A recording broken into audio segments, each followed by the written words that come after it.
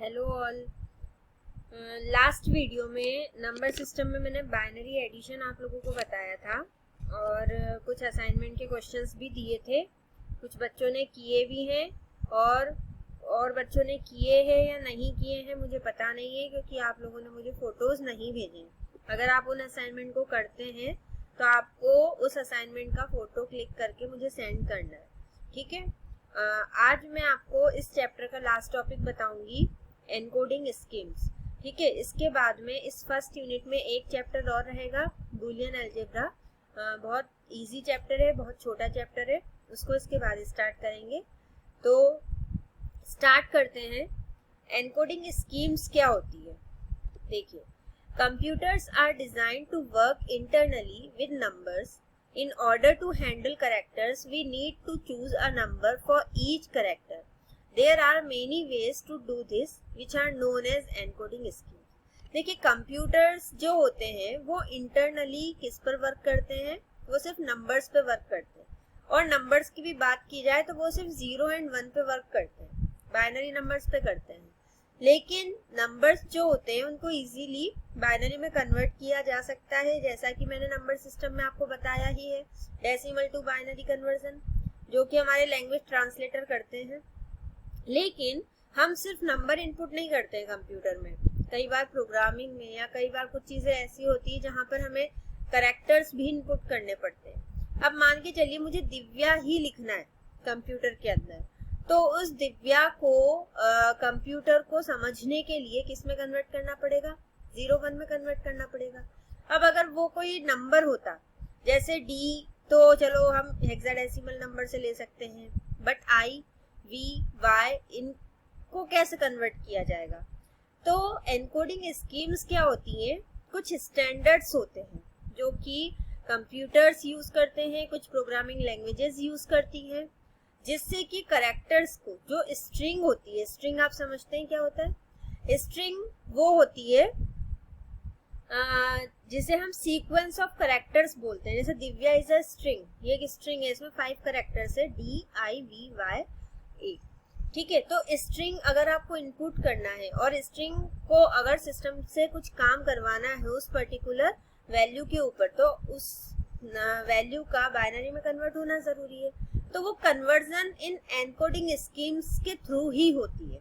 वो कैसे होती है, कुछ स्टैंडर्ड्स हैं, एनकोडिंग की स्कीम्स हैं, उन स्टैंडर्ड्स ने हर करेक्टर को कोई एक न्यूमेरिक वैल्यू दे रखी है, हर करेक्टर को। तो उस न्यूमेरिक वैल्यू, अगर आपके पास में मान के चलिए कैपिटल ए की न्यूमेरिक वैल्यू आ जाती है तो आपके पास नंबर आ जाएगा, देन उस नंबर को तो बाइनरी में इजीली कन्वर्ट किया जा सकता है। तो इस तरह से फिर कन्वर्जन होता है। तो यहाँ वही कह रहा है कि in order to handle characters, numbers के ऊपर इंटरनली वर्क किया जाता है कंप्यूटर्स के अंदर, लेकिन करेक्टर्स को हैंडल करने के लिए हमें हर करेक्टर के लिए एक नंबर सिलेक्ट करना पड़ेगा, ठीक है।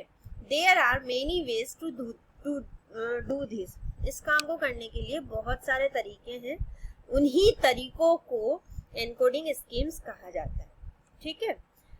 जनरली 3 एनकोडिंग स्कीम्स होती हैं, कुछ और भी बहुत सारी होती हैं, बट इंडिया में और इंग्लिश जो लैंग्वेज है उसके लिए हम जनरली इन 3 स्टैंडर्ड्स का यूज करते हैं। वैसे मैं आपको बता दूं, हर कंट्री का अपना, हर लैंग्वेज का अपना एक अलग स्टैंडर्ड होता है। जापान का स्टैंडर्ड अलग होगा, रशिया का स्टैंडर्ड अलग होगा, क्योंकि उनकी जो प्रोग्रामिंग होती है वो अपनी बेसिक लैंग्वेज में करते हैं और उस लैंग्वेज में करेक्टर्स भी अलग अलग होते हैं, तो वो लोग अपना स्टैंडर्ड यूज करते हैं। जनरली हमारे यहाँ पे आपने कुछ प्रोग्रामिंग पढ़ी होगी, C++ जैसे आपने पढ़ा है, सी लैंग्वेज होती है, C++ लैंग्वेज होती है, ये जो होते हैं ये आस्का स्टैंडर्ड को फॉलो करते हैं, जो अभी आप पढ़ोगे। कुछ और लैंग्वेजेस है जैसे आपकी पाइथन है, जावा है, ये यूनिकोड को फॉलो करते हैं। तो अलग अलग स्टैंडर्ड्स को अलग अलग लैंग्वेजेस फॉलो करती हैं और उसी के अकॉर्डिंग फिर वहाँ पर करेक्टर्स को नंबर्स प्रोवाइड किए गए हैं, ठीक है। तो स्टार्ट करते हैं। सबसे पहला जो स्टैंडर्ड है वो है आस्का स्टैंडर्ड। देखते हैं ये क्या होता है।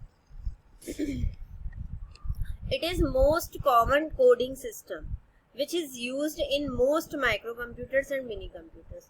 सबसे कॉमन जो कोडिंग सिस्टम है वो आस्का ही है। इसको आप आस्की बोल सकते हो, इसका जो प्रोनाउंसिएशन है वो आस्की है। ये जनरली माइक्रो कंप्यूटर्स और मिनी कंप्यूटर्स में यूज होती है कोडिंग के लिए। ठीक है, मैंने अभी आपको एक एग्जांपल बताया, C++ इसी स्टैंडर्ड को फॉलो करती है। पाइथन जो कि आपकी सिलेबस में भी है, मैं आपको बताऊंगी जब पाइथन का इंट्रोडक्शन दूंगी। वो पाइथन का 2.0 तक का जो वर्जन था वहां तक तो ये आस्की को फॉलो करती थी, लेकिन जो 2.0 से अब जो वर्जन है 3.0 एंड अबव, वो सारे जो वर्जन है वो आपके यूनिकोड स्टैंडर्ड को फॉलो करती है। वो क्या होता है वो हम जब पाइथन पढ़ेंगे उसके इंट्रोडक्शन में मैं आपको सारी चीजें बताऊंगी। ठीक है, जो आस्की का कोड होता है वो 7 बिट का कोड होता है। 7 बिट का मतलब कि हर करेक्टर को 7 बिट में रिप्रेजेंट किया जाएगा। 7 बिट में कैसे रिप्रेजेंट किया जाता है, जैसे मान के चलिए ये नंबर है 1010, ये किसका बाइनरी नंबर है, 2 की पावर 0, 2 की पावर 1, 2 की पावर 2, 2 की पावर 3, तो 2 की 10 का है ये। तो इस 10 को आस्की स्टैंडर्ड में अगर रिप्रेजेंट किया जाए तो ये 1010 नहीं लिखा जाएगा, क्योंकि ये 7 बिट का है। तो इसको कितने बिट में रिप्रेजेंट किया जाएगा, 7 बिट में। और इस नंबर को 7 बिट का बनाने के लिए क्या किया जाता है, इसके आगे 3 zeros और लगा दिए जाते हैं। ठीक है, तो इसी तरह से हर नंबर, हर करेक्टर 7 बिट में मेमोरी के अंदर रिप्रेजेंट किया जाता है। ठीक है, इसीलिए जो आस्की ग्रुप है, आस्की स्टैंडर्ड है, इसने टोटल 128 पॉसिबल कोड ग्रुप्स होते हैं इसमें, क्योंकि 2 की पावर 7 हो गया, क्योंकि 7 बिट का होता है, तो 2 की पावर 7 हो गया, और 2 की पावर 7 मतलब 128 हो गया। तो 128 इसके मेनली पॉसिबल कोड ग्रुप्स होते हैं, जो कि एक जनरल प्रोग्रामिंग के लिए सफिशिएंट होते हैं।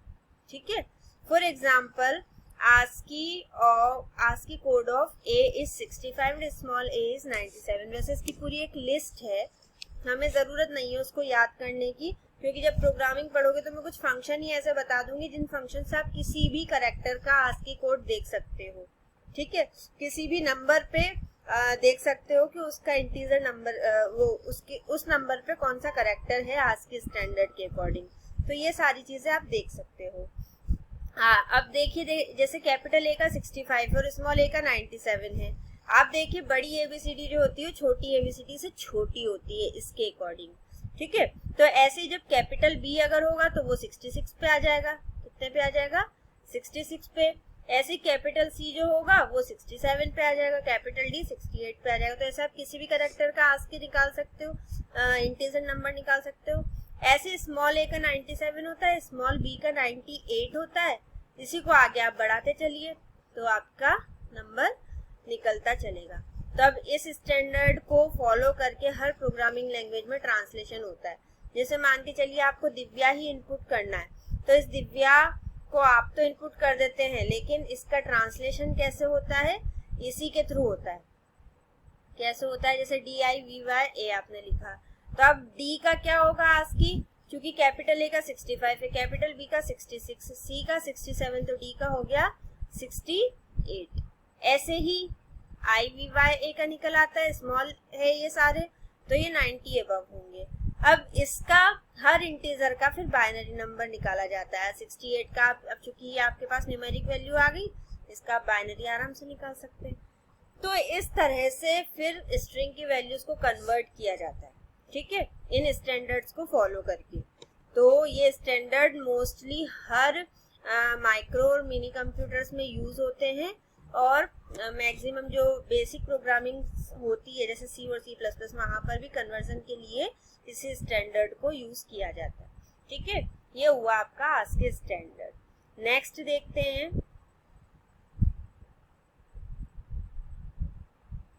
नेक्स्ट है आस्काई, ISCII। इस स्टैंडर्ड का जो फुल फॉर्म होता है, यहाँ पर ASCII का फुल फॉर्म नहीं लिखा है, उसे लिख देती हूँ। इसका फुल फॉर्म होता है, it stands for American standard code for information interchange. ठीक है, American standard code for information interchange, ये होता है आस्की का फुल फॉर्म। सेकंड आता है ISCII, जिसका फुल फॉर्म होता है Indian script code for information interchange. देखिए इंडियन स्क्रिप्ट का मतलब नाम से समझ में आ रहा है कि ये सिर्फ इंडिया के पर्सन्स या इंडिया में क्रिएट होने वाले सॉफ्टवेयर्स या इंडियंस के लिए ये स्टैंडर्ड बनाया गया था। ये जनरली किस लैंग्वेज के लिए बना था? इंडियन लैंग्वेजेस के लिए। ये जो कोड था इसे 8 बिट कोड में रिप्रेजेंट किया जाता था। समझ में आ गया आपको? नंबर है उसके आगे आप 0 लगा दीजिए, टोटल 8 बिट का कोड बन जाएगा। तो यहाँ पर 2 की पावर 8 मतलब 256 कैरेक्टर्स को इंटीजर न्यूमेरिक वैल्यू में रिप्रेजेंट किया जाता था। चूंकि ASCII जो था आपका आस्की था, उसके अंदर जो कैरेक्टर्स थे वो सफिशिएंट तो थे, बट उसके अंदर सिर्फ आप इंग्लिश लैंग्वेज का यूज करके प्रोग्रामिंग कर सकते थे। लेकिन आज की तारीख में जावा है, आप जावा के अंदर बहुत सारी लैंग्वेजेस में कोडिंग कर सकते हैं, आप हिंदी में भी कोडिंग कर सकते हैं। तो क्योंकि अलग अलग लैंग्वेजेस का आपको यूज करना पड़ता है, अलग अलग चीजों में आपको कन्वर्जन करना पड़ता है, तो उसके लिए फिर इंडियन लैंग्वेज के लिए इंडियन स्क्रिप्ट बनाई गई ISCII। इसके पास टोटल 256 कैरेक्टर्स थे जो कि कोडिंग, देखिए this codes are used for 10 Indian scripts. 10 Indian scripts में इस कोड को यूज किया जाता था। कौन सी? देवनागरी आपकी हिंदी में, पंजाबी, गुजराती, उड़िया, बंगाली, असमी, तेलुगु, कन्नड़, मलयालम एंड तमिल। आप इन सारी लैंग्वेजेस का इसमें यूज कर सकते थे। इसका सबसे बेस्ट एग्जांपल आप देख रहे होंगे, आप MS वर्ड में हर लैंग्वेज में टाइपिंग कर सकते हैं, हर लैंग्वेज में अगर आपको आती है तो। और अगर नहीं भी आती है तो आप क्या करते हैं, लैंग्वेज ट्रांसलेटर डाउनलोड कर लेते हैं। जैसे हम इंग्लिश का यूज करते हैं, हम लिखते हैं हेलो हाउ आर यू, आप कैसे हैं, आप कैसे हैं को हम इंग्लिश में लिखते हैं, बट आप चाहोगे वो उसी लैंग्वेज में कन्वर्ट हो जाता है। तो वो कन्वर्जन किसी स्टैंडर्ड के थ्रू ही होता है, हम नहीं करते। ठीक है, तो ISCII जो था ये सिर्फ इंडियंस के लिए था, जो कि इन सारी लैंग्वेजेस के लिए यूज होता था। इनके कैरेक्टर्स फिर उस स्टैंडर्ड में थे जो कि प्रोग्रामिंग के लिए यूज होते थे। ठीक है, नेक्स्ट देखते हैं। नेक्स्ट स्टैंडर्ड है आप लोगों का यूनिकोड स्टैंडर्ड, जो कि लास्ट स्टैंडर्ड और लास्ट टॉपिक है इस चैप्टर का। ठीक है, it is a world wide character encoding standard. It's main objective is to enable a single unique character set that is capable of supporting all characters from all scripts as well as symbols that are commonly utilized for computer processing throughout the world। देखिए मैंने अभी आपको बताया, जैसे आज का standard जो था ये अमेरिकन स्टैंडर्ड कोड तो अमेरिका का था, जो कि जनरली इंग्लिश, जो US की इंग्लिश है उसके अकॉर्डिंग इसमें कैरेक्टर्स थे। ठीक है, आपका मैंने ISCII बताया आपको, जो इंडियंस के लिए था, इंडियन स्क्रिप्ट के लिए था। ऐसे मैंने आपको रशिया के लिए बताया कि रशिया के लिए अलग था, आपके जापान के लिए अलग था, चाइना के लिए अलग था। तो हर कंट्री का अपना अलग अलग अपनी जो लैंग्वेज थी उस लैंग्वेज के अकॉर्डिंग कैरेक्टर्स होते हैं, और उन कैरेक्टर्स के अकॉर्डिंग उन लोगों का स्टैंडर्ड अलग अलग था जिसका यूज करके वो कोडिंग करते थे, प्रोग्रामिंग करते थे। तो सब लोगों ने सोचा क्यों ना एक ऐसा स्टैंडर्ड बनाया जाए जो कि कॉमन हो, जिसके अंदर उन सारे स्टैंडर्ड्स जो कि अलग अलग कंट्रीज यूज करती हैं, जो कैरेक्टर्स उनके स्टैंडर्ड्स में हैं, उन सारे कैरेक्टर्स को मर्ज करके कॉमन स्टैंडर्ड बनाया जाए, जिससे कि हमें कंट्री वाइज अलग अलग स्टैंडर्ड को इंस्टॉल करने की ज़रूरत ना पड़ेगी, और एक ही वो कॉमन स्टैंडर्ड होगा जो कि हर एप्लीकेशन के लिए, हर प्रोग्रामिंग लैंग्वेज के लिए काम कर जाएगा। तो वो एक कॉमन स्टैंडर्ड बनाया गया। उस कॉमन स्टैंडर्ड का नाम था यूनिकोड, जिसे बोला जाता है यूनिवर्सल कोड। क्या बोला जाता है? Universal code. यूनिकोड एक ऐसा स्टैंडर्ड है जिसके अंदर इन सारी लैंग्वेजेस के कैरेक्टर्स को मर्ज कर दिया गया। यूनिकोड एक ऐसा स्टैंडर्ड है जिसमें अप्रॉक्स 65,536 करेक्टर्स को एक न्यूमेरिक वैल्यू दी जाती है। अब जितनी भी लेटेस्ट लैंग्वेजेस आ रही है, जितनी भी लेटेस्ट टेक्नोलॉजीज हैं, जितने भी लेटेस्ट कंप्यूटर्स हैं, वो सारे यूनिकोड स्टैंडर्ड को फॉलो करते हैं। जो पाइथन आप पढ़ेंगे, आप वो 3.8 वर्जन पढ़ेंगे तो वो भी यूनिकोड स्टैंडर्ड को फॉलो करती। पाइथन का 2 वर्जन तक आस्काई को फॉलो किया जाता था, देन 3 से यूनिकोड को फॉलो किया जाता है। ऐसे ही जावा है, जावा यूनिकोड को फॉलो करती है। जावा एक ऐसी लैंग्वेज है जिसमें हम किसी भी लैंग्वेज में कोडिंग कर सकते हैं। उसके लिए आपको अलग से ना तो कोई ट्रांसलेशन का सॉफ्टवेयर इंस्टॉल करना पड़ेगा, कुछ भी नहीं। अगर आपको पर्टिकुलर लैंग्वेज आती है तो आप प्रोग्रामिंग कर सकते हैं, ठीक है। तो ये स्टैंडर्ड एक कॉमन स्टैंडर्ड है जो कि पूरे वर्ल्ड में काम करता है, और इसके पास में उन सारे कैरेक्टर्स का एक न्यूमेरिक वैल्यू है जो कि पर्टिकुलर कंट्री के अकॉर्डिंग या पर्टिकुलर सिस्टम के अकॉर्डिंग सपोर्ट करता हो, ठीक है। तो ये हुए एनकोडिंग स्कीम्स जिनका जनरली यूज किया जाता है जो कैरेक्टर से, स्ट्रिंग से उनकी वैल्यू को कन्वर्ट करने के लिए, जिससे कि कंप्यूटर उनके ऊपर ऑपरेशन को परफॉर्म कर सके, ठीक है। तो यहीं पर ये खत्म होता है। अगर आपको इसमें कोई भी डाउट हो, कोई भी, तो आप मुझसे पूछ सकते हैं पर्सनली। और मैं देख रही हूँ जो हमारी सैटरडे को ऑनलाइन मीट होती है, उस दिन बहुत कम बच्चे कनेक्ट होते हैं, बट वीडियोस बच्चे ज़्यादा देख रहे हैं। तो मतलब कनेक्ट तो बच्चे हैं, बट वो सैटरडे को उस मीटिंग में कनेक्ट नहीं होते। तो आप ऐसा ना करिए, आप उससे कनेक्ट होइए। एटलीस्ट हमें पता चलेगा कि आप कहाँ तक, आपको समझ में आ रही है चीज़ें या नहीं आ रही हैं, ठीक है। मैंने असाइनमेंट जो मैं देती हूँ उनके क्वेश्चन सॉल्व करके मुझे फ़ोटोज़ आप ज़रूर भेजें, जिससे कि मेरे पास भी रिकॉर्ड रहे कि हाँ कौन बच्चा मेरे असाइनमेंट्स को टाइम टू टाइम कर रहा है और कौन नहीं कर रहा है, ठीक है।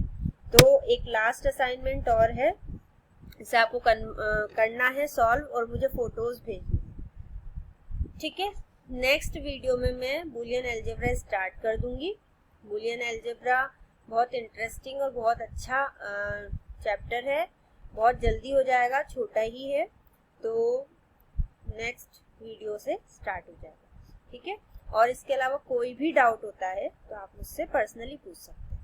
यहीं पर ख़त्म करूँगी मैं। Thank you.